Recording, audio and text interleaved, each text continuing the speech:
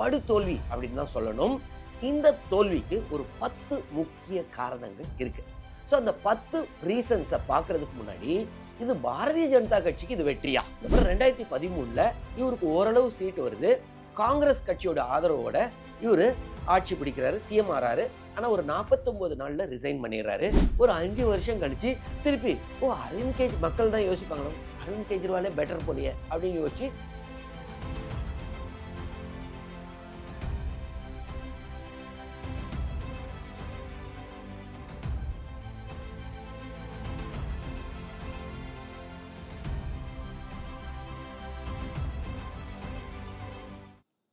வணக்கம். Israel Jabasingh.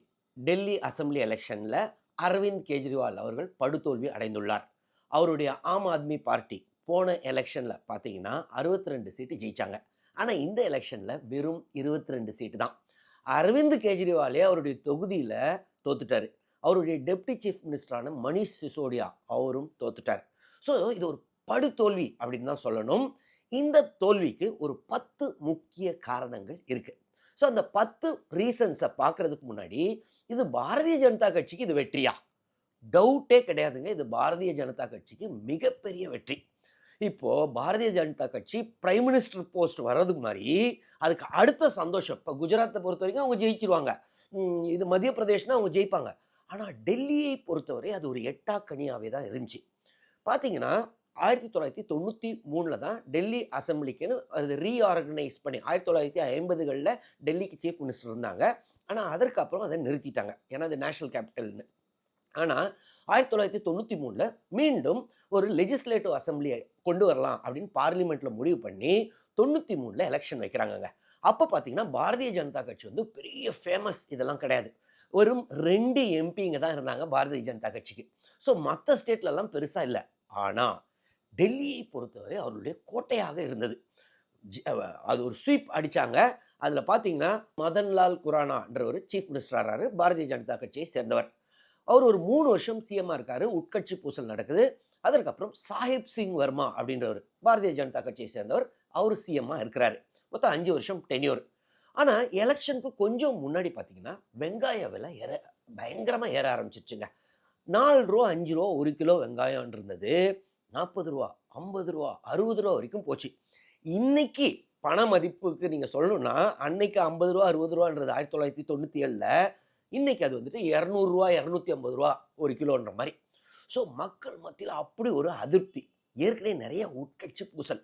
So இந்த election வர்றதுக்கு முன்னாடி ரொம்ப நெகட்டிவிட்டி இருக்குது சாஹிப் சிங் வர்மா மேலே அப்படின்றனால என்ன பண்ணாங்கன்னா சுஷ்மா ஸ்வராஜை எலெக்ஷனுக்கு கொஞ்சம் முன்னாடி சுஷ்மா ஸ்வராஜை சிஎம்மாக ஆக்குறாங்க. ஸோ இப்போ பார்த்தீங்கன்னா வெங்காய விலை பயங்கரமாக ஏறிடுச்சு அங்கே. ஆனால் மத்தியில் ஆட்சி செய்கிறது யார்? பாரதிய ஜனதா கட்சி தான். யார் அப்போ? ஏன்னா 97 98ல் இவர் வந்துடுறாரு, அட்டல் பிஹாரி வாஜ்பாய் வந்துடுறாரு. ஸோ அப்போ பார்த்தீங்கன்னா அவராலையும் குறைச்சிருக்க முடியும். அவர் கடைசியில் முயற்சியெல்லாம் பண்ணார், நிறைய ஆனியன் இம்போர்ட்லாம் இன்க்ரீஸ் பண்ணாங்க. இருந்தாலும் மக்களுக்கு பயங்கர அதிருப்தி. ஒன்று வெங்காய விலை ஏறுது, இன்னொன்று 3 சிஎம்ஐ பார்த்துட்டாங்க அந்த 5 வருஷத்துக்குள்ள பாரதிய ஜனதா கட்சி. அதனால காங்கிரஸ்க்கு ஓட்டு போடுறாங்கங்க. காங்கிரஸில் பார்த்தீங்கன்னா ஷீலா தீக்ஷித் அவர்களுக்கு ஓட்டு போடுறாங்க, அவங்க சிஎம் ஆகிறாங்க. ஷீலா தீக்ஷித் வந்து ரொம்ப பாப்புலர் சிஎம். நிறைய இன்றைக்கும் டெல்லியில் இன்ஃப்ராஸ்ட்ரக்சர் இவ்வளோ வந்ததுக்கு காரணம் ஷீலா தீக்ஷித் அப்படின்னு சொல்லுவாங்க. ஸோ ஃபஸ்ட்டு 5 வருஷம் முடிக்கிறாங்க. மீண்டும் டெல்லி மக்கள் ஷீலா தீக்ஷித்துக்கே ஓட்டு போடுறாங்க, காங்கிரஸ் பார்ட்டிக்கு. அதுக்கப்புறம் 2 டென்யூர் முடிஞ்சோடனே 3வது டென்யூரும், ஏன்னா ஷீலா தீக்ஷித் பயங்கர பாப்புலர் அங்கே. ஸோ 3வது டென்யூரும் ஷீலா தீக்ஷித். ஸோ ஹேட்ரிக் அவங்க 15 வருஷம். 2013ல் வந்துட்டு இன்னொரு எலெக்ஷன் வருது. அதற்கு முன்னாடியே பார்த்தீங்கன்னா 2011லேருந்து ஜன் லோக்பால் பில் அப்படின்னு அண்ணா ஹசாரே, அரவிந்த் கெஜ்ரிவால், கிரண் பேடி, இந்த மாதிரி நிறைய பேர் ஒன்று சேர்ந்து போராட்டம் பண்ணுறாங்க. அப்போது ஒரு கட்டத்தில் ஆம் ஆத்மி பார்ட்டி அப்படின்னு அரவிந்த் கெஜ்ரிவால் ஆரம்பிக்கிறார். ஸோ ஆரம்பித்ததுக்கப்புறம் 2013ல் இவருக்கு ஓரளவு சீட்டு வருது. காங்கிரஸ் கட்சியோட ஆதரவோட இவர் ஆட்சி பிடிக்கிறாரு, சிஎம் ஆறாரு. ஆனால் ஒரு 49 நாளில் ரிசைன் பண்ணிடுறாரு. அதற்கப்புறம் நாடு முழுக்க பார்த்தீங்கன்னா 2014ல் பாரதிய ஜனதா கட்சி வேவ், நரேந்திர மோடி அவர்கள் வந்துட்டு பிரைம் மினிஸ்டர் ஆகிறாரு. அந்த எலெக்ஷனில் 2014 லோக்சபா எலெக்ஷனில் பார்த்தீங்கன்னா டெல்லி லோக்சபா சீட்ஸ் எத்தனை? 7. 7ம் பாரதிய ஜனதா கட்சிக்குங்க. ஸோ அந்த வின்னிங் ஸ்ப்ரீல இருக்கிறாங்க.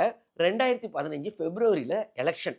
ஸோ பாரதிய ஜனதா கட்சி 100% நம்ம தான். ஏற்கனவே நம்ம 98லேருந்து வெயிட் பண்ணுறோம். இந்த வாட்டி மோடி வேவ்ல ஜெயிக்க போகிறோம். ஆனால் பார்த்தீங்கன்னா, மொத்தம் 70 சீட்ல 67 சீட்டு ஆம் ஆத்மி பார்ட்டிங்க. ஸோ இது வந்துட்டு அது ஒரு மிகப்பெரிய அடின்னு கூட சொல்லலாம் பாரதிய ஜனதா கட்சிக்கு. எலெக்ஷன் ரிசல்ட் அன்னைக்கு அமித்ஷா அவர்கள், அவருடைய மகனான ஜெய்ஷா, இப்போ வந்துட்டு இந்த பிசிசிஐ கிரிக்கெட்லலாம் இருக்கிறார்ல அவரு, ஐசிசிக்குலாம் போயிருக்காரு.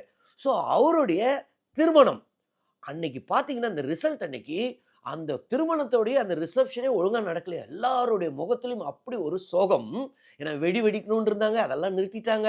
பிரஸ்ஸ மீட் பண்ணல. ஏன்னா டெல்லியில போய் தோத்துட்டோமே அப்படின்னு. ஏன்னா டெல்லின்றது ஒரு சென்டர். டெல்லி சிஎம்க்கு பெரிய பவரெல்லாம் கிடையாதுங்க.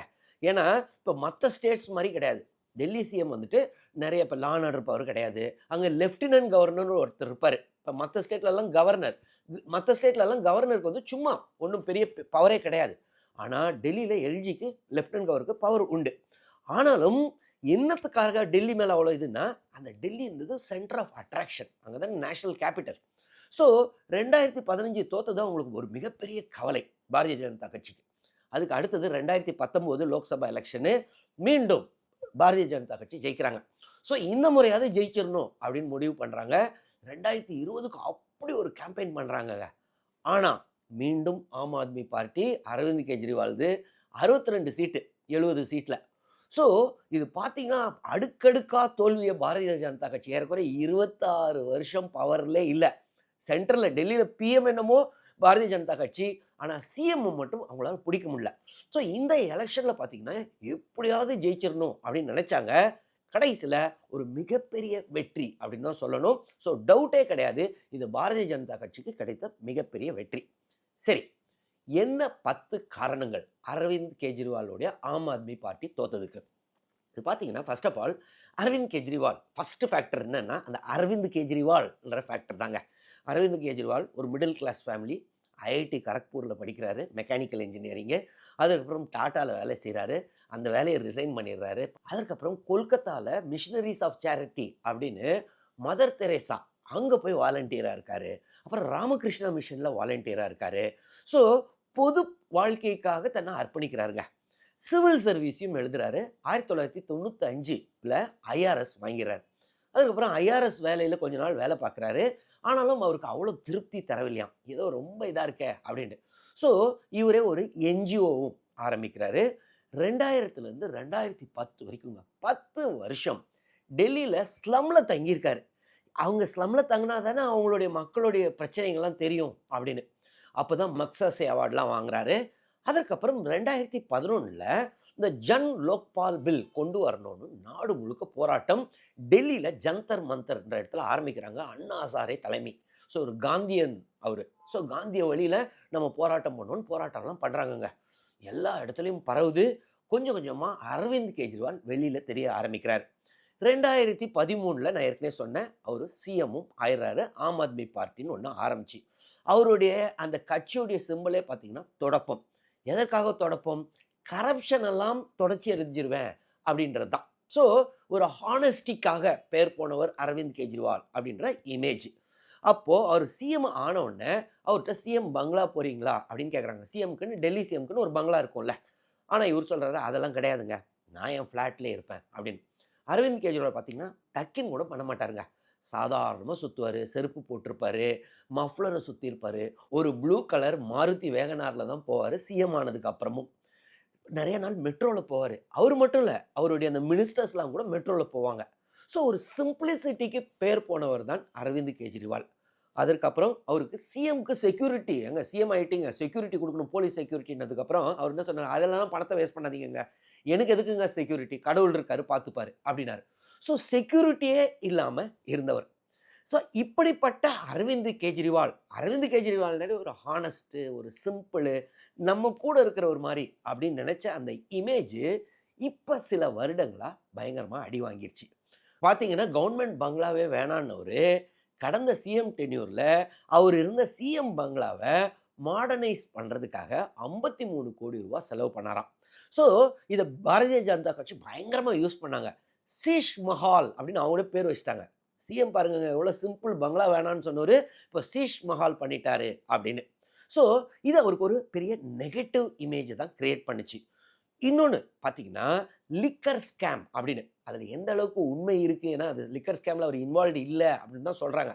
இருந்தாலும் அதை சக்ஸஸ்ஃபுல்லாக பாரதிய ஜனதா கட்சி அந்த இடி அரெஸ்ட் பண்ணி ஜெயிலெல்லாம் இருந்து, ஸோ அது அவருக்கு ஏன்னா அரவிந்த் கெஜ்ரிவால்ன்றது ஒரு மிஸ்டர் க்ளீன் அப்படின்னவர், அப்படி அந்த இமேஜ் அது அடிபட்டுருச்சு. போலீஸ் செக்யூரிட்டியே வேணான்னவர் இப்போ பார்த்தீங்கன்னா டெல்லி போலீஸும் செக்யூரிட்டி கொடுக்குறாங்க. அது இல்லாமல் இவருடைய ஆம் ஆத்மி பார்ட்டி கட்சி தான் பஞ்சாபில் இருக்காங்க. ஸோ பஞ்சாப் போலீஸும் கமாண்டர்ஸும் இவருக்கு செக்யூரிட்டி கொடுக்குறாங்களாம். ஸோ அந்த அரவிந்த் கெஜ்ரிவால்ன்ற அந்த இமேஜ் உடைஞ்சது ஒரு முக்கிய காரணம். ஸோ என்னை பொறுத்தவரை அதுதாங்க ஃபஸ்ட்டு காரணம் ஆம் ஆத்மி பார்ட்டி தோல்வி அடைந்ததற்கு. ரெண்டாவது முக்கிய காரணம் என்னன்னு பார்த்தீங்கன்னா பாரதிய ஜனதா கட்சி இதை அப்ரோச் பண்ண விதம். இப்போ ஜாக் ஓட்ஸ் இது ஒரு நல்ல கான்சன்ட்ரேஷன் இருக்குது டெல்லியில். அவங்க இவ்வளோ காலம் ஆம் ஆத்மி பார்ட்டி ஆதரித்தார்கள். ஆனால் இந்த முறை பார்த்தீங்கன்னா மொத்த ஜாக் ஓட்ஸும் பாரதிய ஜனதா கட்சிக்கு போயிடுச்சான். எப்படி ஒரு சிஸ்டமேட்டிக்காக பிஜேபி இதில் ஒர்க் பண்ணாங்க. இவர் ஜெயிலில் இருக்கும்போதே அப்பயே பார்த்தீங்கன்னா இது ஆரம்பிச்சது. இவர் ஜெயிலில் இருந்தார். அப்போ இந்த 2024 ஆகஸ்ட் 15 கொடி ஏற்றணும், இவர் ஜெயிலில் இருக்கார். ஸோ இவர் யாரை சொல்கிறாருன்னா லெஃப்டினன்ட் கவர்னருக்கு சொல்கிறாரு, இந்த மாதிரி எனக்கு பதிலாக எஜுகேஷன் மினிஸ்டர் இருக்காங்க அதிஷி, அவங்க கொடி ஏற்றுவாங்கன்னு. ஆனால் லெஃப்டினன்ட் கவர்னர் என்ன முடிவு பண்ணுறாருன்னா, அதெல்லாம் இல்லைங்க, அதிஷி கொடி ஏற்றக்கூடாது. யார் கொடி ஏற்றணும்னா கைலாஷ் கெலோட். கைலாஷ் கெலோட் யார்? ஒரு ஜாட் இனத்தை சேர்ந்தவர். அவர் தான் அப்போ டெல்லியில் ஹோம் மினிஸ்டர். அவர் ஆம் ஆத்மி பார்ட்டியை சேர்ந்தவர் தான். ஆனால் ஏற்கனவே அங்கே ஏதோ பேச்சுவார்த்தை நடந்துக்கிட்டு இருந்திருக்கு. ஸோ இவர் கொடியேற்ற வைக்கிறாங்க. ஸோ அதுவே அரவிந்த் கெஜ்ரிவாலுக்கு மிகப்பெரிய கோபம். ஸோ அவர் வெளியில் வந்ததுக்கப்புறம் இவங்களுக்குள்ள டிஃப்ரென்ஸ் வர ஆரம்பிச்சுது. கடைசியில் இந்த கேலாட் எதிர்பார்த்த விதமாகவே அங்கேருந்து ரிசைன் பண்ணிவிட்டு பாரதிய ஜனதா கட்சியை போய் சேர்ந்துட்டார். அப்போது அந்த கொஞ்சம் கொஞ்சமாக அந்த ஜேட்டை கன்சாலிடேட் பண்ண ஆரம்பித்தாங்க. இந்த வாட்டி பார்த்தீங்கன்னா பாரதிய ஜனதா கட்சி கேண்டிடேட்ஸ் பார்த்தீங்கன்னா நிறைய பேர் ஜேட்டில் இவங்களுக்கு சீட்டு கொடுத்தாங்க. ஸோ அந்த ஜேட் ஓட்டு போகுது அப்படின்றதுக்காக நீங்கள் கவனிச்சிருந்தீங்கன்னா அரவிந்த் கெஜ்ரிவால் இவங்களுக்கு ஓபிசியில் ரிசர்வேஷன் கொடுக்கணும், சென்ட்ரல் கவர்மெண்ட் ஒரு ஸ்டெப்பும் எடுக்க மாட்டேங்கிறாங்க அப்படின்லாம் ஒரு மாதத்துக்கு முன்னாடி ஸ்டேட்மெண்ட் சொன்னார். இதற்கு காரணமே என்னென்னா ரொம்ப தெளிவாக இருந்துச்சு, ஜாட் ஓட்லாம் இப்போ பிஜேபி பக்கம் போயிட்டாங்க. ஸோ இது ரெண்டாவது முக்கிய ரீசன். மூணாவது ரீசன் என்னன்னு பார்த்தீங்கன்னா பஹடி ஓட்ஸ் அப்படின்வாங்க. இந்த பஹடின்றது ஹிமாச்சல் பிரதேஷ்லேருந்து இந்த டெல்லியில் செட்டில் ஆனவங்க. பஹட்னா மலை. ஸோ மலைவாழ் மக்கள் அங்கே இருக்காங்க. அங்கங்கே ஒவ்வொரு கான்ஸ்டியூன்லையும் கொஞ்சம் கொஞ்சம் பேர் இருப்பாங்க. இந்த வாட்டி அதாவது சின்ன நம்பரை கூட விட்டுறக்கூடாது அப்படின்றதுக்காக ஹிமாச்சல் பிரதேஷ் சிஎம் இங்கே கேம்பெயினில் இருந்தாருங்க. ஸோ ரொம்ப சிஸ்டமேட்டிக்காக அந்த பஹடி ஓட்டையும் விட்டுறக்கூடாது அப்படின்றது. ஸோ இந்த பஹடி ஓட்டெலாம் இந்த வாட்டி பிஜேபிக்கு போயிடுச்சு. நாலாவது ரீசன், இது ரொம்ப ரொம்ப முக்கியமான ரீசனுங்க, ஆன்டி இன்கம்பன்சிங்க. ஆன்டி இன்கம் 10 வருஷமாக இருக்கார் இவரே சிஎம்மா. சரி, இந்த வாட்டி ஒரு சேஞ்ச் பண்ணால் என்ன அப்படின்றது. ஸோ இது பாரதிய ஜனதா கட்சிக்கு ஃபேவரபுளாக தான் போயிருக்கு. ஏன்னா இந்த வாட்டியும் பார்த்தீங்கன்னா ஓட்டு பர்சன்டேஜ் பிரகாரம் அவருக்கும் பாரதிய ஜனதா கட்சிக்கும் ஆம் ஆத்மி பார்ட்டி எவ்வளோ ஓட்டு வாங்கியிருக்காங்க? 44%. பாரதிய ஜனதா கட்சி எவ்வளோ ஓட்டு வாங்கியிருக்காங்க? 46%. இவர் ஆனால் போன எலெக்ஷனில் 2020 54% வாங்கினார், 10% குறைஞ்சிருச்சு. ஆனால் இதற்கு மெயின் முக்கிய காரணம் ஒரு மக்கள் மத்தியில் ஒரு இது என்ன 10 வருஷமாக இருக்கார்ல, ஸோ ஆட்டோமேட்டிக்காக ஒரு அதிருப்தி அலை இருக்கும். ஸோ இதுதான் நாலாவது முக்கிய ரீசன். அஞ்சாவது ரீசன் பார்த்தீங்கன்னா மேடம் நிர்மலா சீதாராமன் அனௌன்ஸ் பண்ண பட்ஜெட்டில் 12.5 லட்சம் வரைக்கும் இன்கம் டேக்ஸ் கிடையாது அப்படின்னு சொல்கிறாங்க. ஆனால் இன்கம் டேக்ஸ் பில்லு, அந்த டேக்ஸ் பில்லே அடுத்த வாரம் தான் இருக்க போகுது. அதுக்கு முன்னாடியே ஒரு வாரத்துக்கு முன்னாடியே இந்த பட்ஜெட்டில் அனௌன்ஸ் பண்ணுறாங்க. இது மெயினாக டெல்லி எலெக்ஷனை இன்ஃப்ளூயன்ஸ் பண்ணுறதுக்காக அப்படின்னு சொல்கிறாங்க. ஏன்னா டெல்லியில் பார்த்தீங்கன்னா நிறைய கவர்மெண்ட் சர்வன்ட்ஸ் இருப்பாங்க. ஸோ இந்த கவர்மெண்ட் சர்வன்ட்ஸ் ஓட்டெலாம் ஏற்கனவும் பாரதிய ஜனதா கட்சிக்கு தான் போயிருக்கும். ஆனால் ஒரு சில பர்சன்டேஜ் ஆம் ஆத்மி பார்ட்டிக்கு சப்போர்ட் பண்ணதெல்லாம் இப்போ பிஜேபி சைடு போயிடுச்சுங்க. ஸோ இது அஞ்சாவது ரீசன். ஆறாவது ரீசன் முஸ்லீம் ஓட்ஸு. பார்த்தீங்கன்னா முஸ்லீம் ஓட்ஸு ஆம் ஆத்மி பார்ட்டிக்கு சாலிடாக இருக்கும். ஏன்னா பாரதிய ஜனதா கட்சியோட இது பெட்டர் அப்படின்றது. ஆனால் ஆம் ஆத்மி பார்ட்டியோடைய அரவிந்த் கெஜ்ரிவால் 2020 பார்த்தீங்கன்னா டெல்லியில் நிறைய ரயாட்ஸ்லாம் நடந்துச்சு. ஆனா இவரு எப்பயுமே ஒரு சாஃப்ட் ஹிந்துத்துவா மாரி தான் கொண்டு போயிட்டு இருந்தாரு. நேரா அவங்கள இஸ்லாமியர்கள சப்போர்ட் பண்ண மாரி தெரியல. அந்த டைம்ல டெல்லி ரயட் அஃபெக்டட் பீப்பிள் போய் கூட பார்க்கல. இவரு வந்துட்டு ஒரு சாஃப்ட் இந்துத்துவா இமேஜ்லயே தான் கான்சன்ட்ரேட் பண்ணியிருந்தாரு. அது அவருடைய பொலிட்டிக்கல் ஸ்ட்ராட்டஜி. காரணம் என்ன? 80% இந்து ஓட்டு. அது போயிறக்கூடாது. ஸோ பாரதிய ஜனதா கட்சியுடைய ஓட்ட நம்ம எடுக்கணும்னா, கொஞ்சம் கொஞ்சமா கொஞ்சம் சாஃப்ட் இந்துத்துவா அப்படின்ற மாரி இவரு அப்ரோச் பண்றாரு. ஸோ இது வந்துட்டு இஸ்லாமியர்கள கொஞ்சம் கோவப்படுத்திருச்சு. என்ன இருந்தாலும் காங்கிரஸ் அதுக்கு பெட்டர். ராகுல் காந்தி பெட்டருங்க. ஓப்பனா சப்போர்ட் பண்றாருங்கன்னு. இருந்தாலும் ஆம் ஆத்மி பார்ட்டி தானே ஜெயிக்குது. அதுக்கே போட்டுருவோம். பிஜேபி வராம இருக்கிறதுக்கு பெட்டர் ஆம் ஆத்மி பார்ட்டின்னு இருந்தாங்க. இந்த முறை கொஞ்சம் ஸ்ப்ளிட் ஆயிடுச்சுன்றாங்க. இருந்தாலும் அந்த முஸ்லிம் டாமினேட்டட் கான்ஸ்டிட்யூயன்சிஸ் பார்த்தீங்கன்னா, ஒரு 7 கான்ஸ்டிட்யூயன்சிஸ் இருந்துச்சு. போன எலக்ஷன்ல 7த்துல 7ம் ஆம் ஆத்மி பார்ட்டி ஜெயிச்சது. இந்த முறை 6 ஆம் ஆத்மி பார்ட்டி ஜெயிச்சிருக்கு. இந்த 1 மிஸ் ஆயிடுச்சு. ஆனா மத்த இடத்துலலாம் கொஞ்சம் கொஞ்சம் இஸ்லாமியர் ஓட்டு இருந்திருக்கும்ல. அதெல்லாம் கொஞ்சம் கொஞ்சமா இந்த மாரி ஸ்ப்ளிட் ஆயிருச்சு அப்படின்னு சொல்றாங்க. ஸோ இது ஒரு முக்கிய ரீசன். 7வது ரீசன் பார்த்தீங்கன்னா, காங்கிரஸ் பார்ட்டி. 2024 லோக்சபா எலக்ஷன்ல காங்கிரஸ் பார்ட்டியும், ஆம் ஆத்மி பார்ட்டியும் கூட்டணி. ஆனா 2025 அசெம்பிளி எலக்ஷன்ல தனித்தனியா நிக்கிறாங்க. காங்கிரஸ் 2020 அசெம்பிளி போன இது எலக்ஷன்ல 4% ஓட்டு வாங்கியிருந்தாங்க. இந்த முறை எவ்வளோ? 6% ஓட்டு வாங்கியிருக்காங்க. இவங்க எவ்வளோ ஓட்டு வாங்கியிருக்காங்க? 44% ஆம் ஆத்மி பார்ட்டி. பாரதிய ஜனதா கட்சி 46%. 2% தான். ஒருவேளை இவங்க இதுலயும் கூட்டணியில இருந்தா, நெறைய சீட்ல இது பயங்கர டிஃபரன்ஸ் வந்திருக்குமா. ஏன்னா வெறும் 2% தான் இவங்க தோத்ததுக்கு காரணம். ஸோ காங்கிரஸ் கட்சி ஒரு முக்கிய காரணம். இவருடைய கான்ஸ்டிட்யூயன்சிலே இவர் தோத்தாரு அப்படின்னு சொன்னேன்ல. New Delhi assembly constituency. யார்கிட்ட தோக்குறாருன்னா, வர்மா அப்படின்றவரு. இந்த வர்மா யாருன்னா, 1997, 8ல சிஎம்மா இருந்தாருல்ல, சாஹிப் சிங் வர்மா. அவருடைய மகன். அவருடைய மகன்ட்ட தான் தோக்குறாரு. ஆனா, இன்னொரு ஒரு கேண்டிடேட் யாருன்னா, காங்கிரஸ் கேண்டிடேட்டு சந்தீப் தீக்ஷித். இந்த சந்தீப் தீக்ஷித் தான் ஷீலா தீக்ஷித்னு சிஎம் இருந்தாங்கல்ல, அவங்க பையன். ஸோ அவரு முழுக்க முழுக்க எங்க அம்மா இருந்தப்போ எப்படி டெல்லி முன்னேறிச்சு, இவரு இப்ப சீஷ் மஹால் அப்படின்னு ஒண்ணு கட்டிக்கிட்டாரே அப்படின்னு. பாரதிய ஜனதா கட்சியும் பார்த்தீங்கன்னா, ஆமாமா ஷீலா தீக்ஷித் அவங்க டைம்ல தான் டெல்லி நல்லா வளர்ந்துச்சு அப்படின்னு அவங்க காங்கிரஸை சப்போர்ட் பண்ண ஆரம்பிச்சிட்டாங்க. அவங்களுடைய மெயின் எய்ம் என்னன்னா, இதனால ஓட்டு ஸ்ப்ளிட் ஆகட்டும். காங்கிரஸுக்கு கொஞ்சம் ஓட்டு போட்டோம். அட்லீஸ்ட் அந்த கோர் ஓட்டர்ஸ்ல ஒரு சிலர் போயிட்டா நம்ம ஈஸியா ஜெயிச்சிருவோன்னு. இவரு சந்தீப் தீக்ஷித்தும் கேஜ்ரிவால் ஓட்டையும் சேர்த்திருந்தா கேஜ்ரிவால் கம்ஃபர்டபுளா ஜெயிச்சிருப்பாரு. ஸோ காங்கிரஸ் ஒரு முக்கிய காரணம் சொல்லலாம். 2013ல ஃபர்ஸ்ட் கேஜ்ரிவால் நின்னு ஜெயிக்கிறாரு இந்த நியூ டெல்லி அசெம்பிளி கான்ஸ்டிட்யூயன்சி. யாருக்கு எதிரா நின்னாரு? ஷீலா தீக்ஷித் தான் அந்த கான்ஸ்டிட்யூயன்சில இருந்தாங்க. ஸோ அவங்கள ஜெயிச்சுட்டு இவரு வராரு. ஸோ அதற்கு பதிலடி குடுக்குற மாரி அவங்க பையன் பார்த்தீங்கன்னா, இங்க நின்னு இவரு தோக்குறதுக்கு ஒரு முக்கிய காரணமா ஆயிட்டார். ஸோ காங்கிரஸ் ஒரு முக்கிய காரணம் அப்படின்னு சொல்லலாம். இவருடைய அதாவது ஆம் ஆத்மி பார்ட்டியுடைய தோல்விக்கு. சரி 8வது காரணம் என்னன்னா, சிஎம் யாருன்ற கன்ஃப்யூஷன்ங்க. இவரு வந்துட்டு ஜெயில்ல இருக்கும்போது, இவங்க அதிஷி அவர்கள் இருந்தாங்க. அதற்கப்புறம் இவரு வெளியிலேயே வந்துட்டாரு ஜெயில்ல இருந்து. இருந்தாலும் அதிஷி அவர்கள சிஎம்மா கன்டின்யூ பண்ண வச்சாரு. நான் வந்துட்டு எலக்ஷன்ல ஜெயிச்சதுக்கு அப்புறம் திருப்பி சிஎம் ஆவேன் அப்படின்னு சொன்னாரு.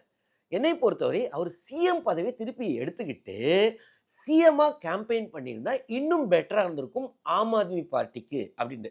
ஏன்னா அந்த சிஎம் ஃபேஸே ஒரு கன்ஃப்யூஷனா இருக்குல்ல. ஸோ அதுவும் ஒரு முக்கிய ரீசன் என்னை பொறுத்தவரை. 9வது ரீசன் ரொம்ப ரொம்ப முக்கியமான ரீசன் என்னன்னா, அந்த ஃபண்டிங் ப்ராப்ளம் நெறையா. டெல்லி சிஎம்க்கு ஏற்கனவே பெருசா ஃபண்ட்ஸ்லாம் இருக்காது. டெல்லியில கன்டினியூஸா ஆம் ஆத்மி பார்ட்டியே ஜெயிக்குதுன்றதுக்காக பார்த்தீங்கன்னா, கான்ஸ்டிடியூஷனே அமெண்ட் பண்ணிட்டாங்க. லெஃப்டினன்ட் கவர்னருக்கு நெறைய பவர் குடுத்துட்டாங்க. சில நாட்களுக்கு முன்னாடி இந்த எலக்ஷன் ரிசல்ட்லாம் வரதுக்கு முன்னாடி ஒரு நண்பரை சந்திச்சேன். ரொம்ப காலமா தெரியும் அவர. ஸோ அவர் பார்த்தீங்கன்னா, டெல்லியை சேர்ந்தவரு. பாரதிய ஜனதா கட்சியுடைய ஆதரவாளர். அவர்ட்ட கேட்டேன், "என்னங்க ஆம் ஆத்மி பார்ட்டி எப்படி இது பண்ண போறாங்கன்னு?" அவர் சொன்னாரு, ஆம் ஆத்மி பார்ட்டி நான் பிஜேபிக்கு தாங்க ஓட்டு போடுவேன். அதோட நான் கோர் சப்போர்ட்டருங்க. இருந்தாலும் நல்லா தான் பண்ணாங்க. மொஹல்லா கிளினிக் அதெல்லாம் ரொம்பவே நல்லா இருந்துச்சு. ஸ்கூலெல்லாம் நல்லா ரிஃபார்ம் பண்றாங்க. கவர்ன்மெண்ட் ஸ்கூலெல்லாம் ஒரு நல்ல ஸ்டாண்டர்டுக்கு கொண்டு வந்துட்டாங்க. இருந்தாலும் இப்ப பார்த்தீங்கன்னா, டோட்டலா ஃபண்ட் ஃப்ரீஸுங்க. எல்ஜிக்கு தான் மொத்த பவரும். ஸோ அது வந்து ஒரு கவர்ன்மெண்ட்டே நடக்காத மாரி இருக்கு. ஸோ இதெல்லாம் அவருக்கு நெகட்டிவா போப்போகுது அப்படின்னு. அது ரொம்ப முக்கிய காரணம். பார்த்தீங்கன்னா, கொஞ்ச நாளா இவர் மெயின் இதே வந்துன்னா, இவர் சென்ட்ரல் கவர்ன்மென்ட்டோட சண்டை போட்டுக்கிட்டே இருப்பாரு. ஃபண்டிங் வரமாட்டேங்குது. நெறைய ஃபைல்ஸ லெப்டினன்ட் கவர்னர் சைன் பண்ண மாட்டேங்கிறாரு. ஸோ ஒரு ஸ்டேல்மெட் மாரி போய்க்கிட்டு இருக்கு அப்படின்னு. ஆனா, மக்கள் பாயிண்ட் ஆஃப் வியூ நீங்க யோசிச்சீங்கன்னா, ஏங்க இவங்க அப்ப அதுக்கு பாரதிய ஜனதா கட்சிக்கே ஓட்டு போட்டுருவோமே. அப்ப அவங்களாவது டெவலப் பண்ணுவாங்கல்ல. அப்ப ஃபண்டிங் வரும்ல அப்படின்னு. ஸோ ஒரு ஸ்டேல்மேட் மாரி இந்த டியூவல் கண்ட்ரோல் டெல்லியை பொறுத்தவரை ஒரு டியூவல் கண்ட்ரோலு நெறைய பவர் வந்துட்டு சென்ட்ரல் கவர்ன்மென்ட்க்கு உண்டு. ஸோ இதுவும் ஒரு முக்கிய ரீசன். 10வது ரீசன், லாஸ்ட் ரீசன் என்னன்னா ஆர்எஸ்எஸ்ங்க. ஆர்எஸ்எஸ் பார்த்தீங்கன்னா, ஏறக்குறைய 50,000 டிராயிங் ரூம் மீட்டிங்ஸ் வச்சாங்களாம். பிஜேபிக்கு ஆதரவா. டிராயிங் ரூம் மீட்டிங்ஸ் என்னன்னா, அங்கங்க தெருமுனையில ஒரு 5, 6 பேர பார்க்கறது. ஸோ ஆர்எஸ்எஸ் பிரச்சாரக்ஸ் பார்த்தீங்கன்னா, அந்த மொத்த டெல்லி அசெம்பிளில அங்கங்க பிரிஞ்சு போய் ஒரு 5 பேர பார்க்கறது, 6 பேர பார்க்கறது. பார்த்து ஏங்க பிஜேபிக்கு போட்டா இதெல்லாம் பெட்டர் ஆவாதா? ஆம் ஆத்மி பார்ட்டி வேண்டாம் அப்படின்னு சொல்லி. ஸோ இதுவும் ஒரு முக்கிய காரணம் பிஜேபியுடைய வெற்றிக்கு, ஆம் ஆத்மி பார்ட்டியுடைய தோல்விக்கு அப்படின்னு சொல்றாங்க. ஸோ என்னை பொறுத்தவரை இந்த 10 காரணங்கள்னால தான் ஆம் ஆத்மி பார்ட்டி இந்த முறை படுதோல்வி அடைஞ்சிருக்கு. ஸோ இதனால அரவிந்த் கெஜ்ரிவாலோடைய பொலிட்டிக்கல் கெரியரே முடிஞ்சிருச்சா? என்னை பொறுத்தவரை அப்படிலாம் கிடையாதுங்க. ஏன்னா, அவர் இப்ப பஞ்சாப ஆம் ஆத்மி பார்ட்டி தான். அவங்க ரூல் தான். இன்னொன்னு இங்கேயும் பார்த்தீங்கன்னா, 22 எம்எல்ஏ சீட்ட வச்சிருக்காரு. அது இல்லாம 44% ஓட்டையும் வாங்கியிருக்காரு. அது இல்லாம அரவிந்த் கெஜ்ரிவால் பார்த்தீங்கன்னா, ஒரு ஷ்ரூட் பொலிட்டீஷியன்னு சொல்லலாம். பயங்கரமான ஃபைட்டர். ஸோ கண்டிப்பா மீண்டும் அவர் பார்ட்டிய ரிவைவ் பண்ணுவாரு. ஒரு 5 வருஷம் கழிச்சு திருப்பி, அரவிந்த் மக்கள் தான் யோசிப்பாங்களோ, அரவிந்த் கெஜ்ரிவாலே பெட்டர் போலயே அப்படின்னு யோசிச்சு மீண்டும் ஆட்சிக்கு வரலாம். ஆப்போசிஷன் பார்ட்டீஸ்க்கு இது ஒரு மிகப்பெரிய வெற்றி அப்படின்னு சொல்லலாம். எது? ஆம் ஆத்மி பார்ட்டியுடைய தோல்வி. காரணம் என்னன்னா, ஆம் ஆத்மி பார்ட்டி எப்பயுமே அப்போசிஷனோட எப்பயுமே ஒண்ணா இதெல்லாம் இருக்க மாட்டாங்க. கூடயும் இருப்பாங்க, திடீர்னு தனியா போயிருவாங்க. ஸோ இப்ப பார்த்தீங்கன்னா, ஆம் ஆத்மி பார்ட்டிக்கும் தெரியும். காங்கிரஸ் இல்லன்னா கஷ்டம். மத்த இந்தியா கூட்டணி இல்லன்னா கஷ்டம் அப்படின்னு. ஸோ அதனால அப்போசிஷன் பார்ட்டீஸ்லாம் யுனைட் ஆறதுக்கு நிறையவே வாய்ப்பு இருக்கு. வரப்போற மத்த ஸ்டேட் அசெம்பிளி எலக்ஷன்ஸ்லலாம். ஸோ என்னை பொறுத்தவரை இந்த வீடியோல அந்த 10 ரீசன்ஸ் எதனால ஆம் ஆத்மி பார்ட்டி தோத்துச்சு அப்படின்னு நான் சொல்லியிருந்தேன். உங்களை பொறுத்தவரை என்ன ரீசன் நினைக்கிறீங்க? அத நீங்க கமெண்ட்ஸ்ல எழுதுங்க. நான் பார்த்து தெரிஞ்சுக்கிறேன். அது இல்லாம இந்த வீடியோல உங்களுக்கு ஏதாவது டவுட்ஸ் இருந்துச்சுனாலும் கமெண்ட்ஸ்ல எழுதுங்க. நான் கிளாரிஃபை பண்றேன். தொடர்ந்து இந்த சேனல் மூலமா சந்திப்போம். நன்றி, வணக்கம்.